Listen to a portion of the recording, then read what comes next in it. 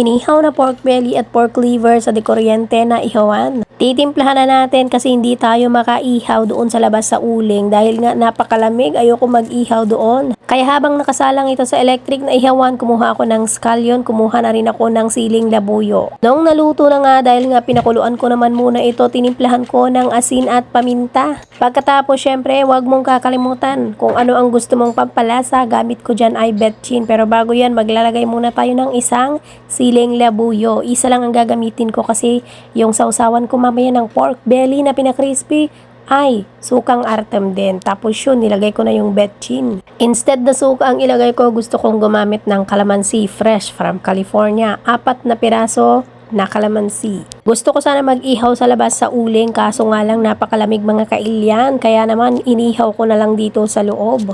Muntik ko na nga itong ramasin gamit ang aking kamay para ihalo, pero naalala ko content creator pala ako, mamaya mabash na naman ako bakit mo hinalo gamit ang kamay. Pero ayos lang yan, ako lang naman ang kakain, ihalo ko na dito ang sibuyas at luyang tinadtad. Anyway, tuloy natin ang paghalo, hindi ko talaga hinalo yan sa kamay kasi nga papasok ako mamaya sa trabaho. Kahit anong hugas mo kasi sa kamay, mangangamoy yung sibuyas sa loob ng kuko. Kahit anong hugas mo ay naku talagang mangangamoy talaga.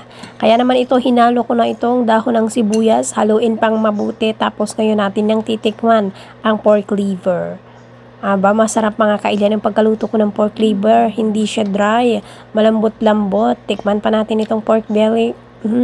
May pagka-crispy-crispy din. Thanks for watching.